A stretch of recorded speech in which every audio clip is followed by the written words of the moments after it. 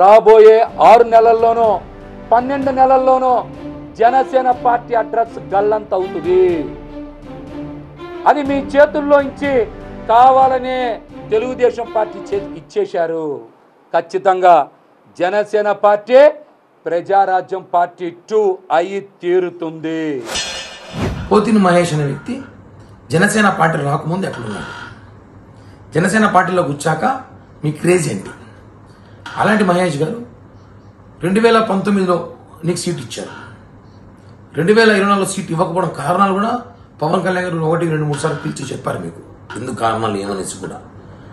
ఈరోజు వైసీపీ ఇచ్చిన script, YCP పంపించిన 3 పేజీల లేఖలు పెట్టుకొని మీరు ప్రెస్ మీట్ పెట్టారు. నాకు తెలిసి పోతిని మహేష్ గారు అనేక సార్లు నేను ప్రెస్ మీట్లు చూసా. ఏ రోజు కూడా నేను స్క్రిప్ట్ పెట్టుకొని చదవాలా, ఎన్నో ప్రెస్ మీట్లు మాట్లాడాడు. పొత్తులో 10, 15 సీట్లు కుక్క బిస్కెట్లు పడేస్తున్నట్టు పడేస్తే మనం తీసుకోవాలా అని మీరు మాట్లాడారు కదా. నేడు తెలుగుదేశం పార్టీకి 144 స్థానాలతో పాటు జనసేన పార్టీలో ఉండేటువంటి 10 స్థానాలు అంటే 154 స్థానాలు మీరే పడేశారా?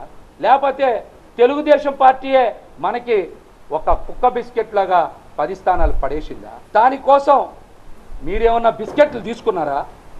ఏం బిస్కెట్లు తీసుకున్నారో కూడా సమాధానం చెప్పండి. వైసీపీ నాయకులు మాట్లాడినట్టు నేను మాట్లాడితే మహేష్ గారు బాధపడాల్సి వస్తుంది. ఒకటే చెప్తున్నా, పవన్ కళ్యాణ్ గారిని వ్యక్తిగతంగా ఎవరు విమర్శించినా, పవన్ కళ్యాణ్ జనసేన పార్టీని ఎవరు మాట్లాడినా ఈ రాష్ట్రంలో మొట్టమొదట రోడ్డుకి ఎక్కుతా ఎంతవరకైనా పోరాడతాం. ఎందుకంటే పవన్ కళ్యాణ్ గారు అనే వ్యక్తి లేకపోతే మన ఎవరికి రాజకీయ భవిష్యత్తు లేదు. మనకి రాజకీయ భిక్ష పెట్టింది కళ్యాణ్ గారు. కాబట్టి ఈరోజు టీడీపీలో కూడా చాలా మంది సీట్ రాలేదు.